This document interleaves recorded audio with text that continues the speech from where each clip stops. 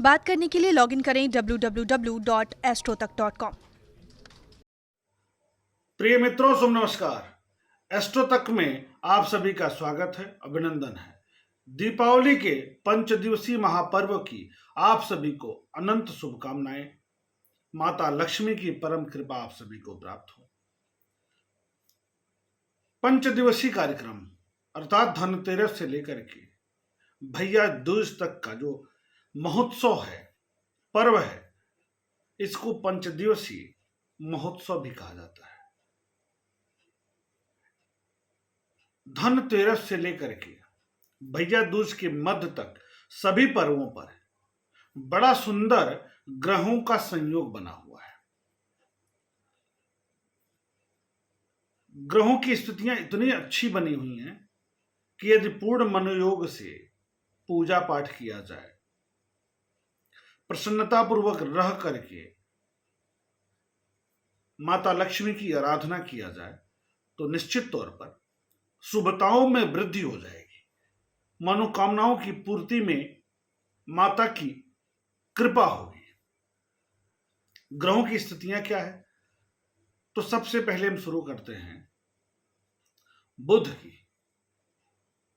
बौद्धिकता के कारक हैं, ज्ञान के कारक हैं, लेखन शक्ति के कारक ग्रह हैं, मैनेजमेंट के कारक ग्रह हैं, और वे अपने घर अर्थात कन्या राशि में, उच्च राशि में विद्यमान रह करके भद्र नामक पंच महापुरुष योग का निर्माण कर रहे हैं, जो कि इनकी श्रेष्ठ स्थिति है। बुध की यह श्रेष्ठ स्थिति है।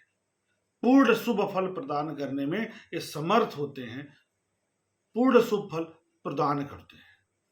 उसके बाद देवगुरु बृहस्पति की बात करेंगे, तो देवगुरु बृहस्पति भी मीन राशि में स्वराशि के हैं, अपने राशि में हैं, ज्ञान के कारक हैं, धर्म के कारक हैं।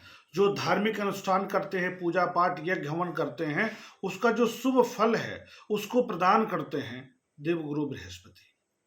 उसमें शुभता प्रदान करते हैं, मन लगता है। जिसका बृहस्पति पीड़ित होता है ना, उस व्यक्ति का मन पूजा पाठ यज्ञ हवन में नहीं लगता है। और वर्तमान में देवगुरु बृहस्पति अपने राशि के होकर के गोचरीय संचरण कर रहे हैं, और बुध की और बृहस्पति की आपस में दृष्टि संबंध भी स्थापित हो रहा है। यह भी एक बहुत सुंदर संयोग है, बहुत बेहतरीन संयोग है। कलात्मकता में वृद्धि हो रही है, ऐश्वर्य में वृद्धि हो रही है। उसके बाद एक और सुंदर संयोग बन रहा है कि शुक्र अपनी राशि तुला में गोचर कर रहे हैं। यद्यपि सूर्य के साथ बैठ करके पीड़ित हो रहे हैं, राहु से दृष्ट होकर पीड़ित हो रहे हैं, फिर भी अपनी राशि में विद्यमान है। यह अच्छी बात है। तो भौतिकता के कारक, ऐश्वर्य के कारक, भोग विलास के कारक ग्रह, सौभाग्य के कारक ग्रह शुक्र अपनी राशि में है। यह भी एक अच्छी स्थिति है, शुभताओं में वृद्धि का कारक है। माता लक्ष्मी का एक तरफ पूजन करेंगे, और माता लक्ष्मी से क्या मांगते हैं? कृपा करें तो भौतिक संसाधनों की प्राप्ति हो, ऐश्वर्य में वृद्धि हो, सौभाग्य में वृद्धि हो, सुख संपदा में वृद्धि हो। तो ऐसे में शुक्र का स्वगृही होना बहुत अच्छी बात है।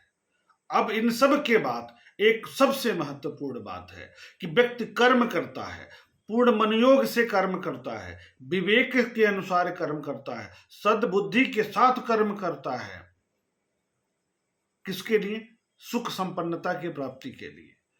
तो बुद्धि के प्रयोग के लिए सब सपोर्ट कर रहे हैं हम सबका।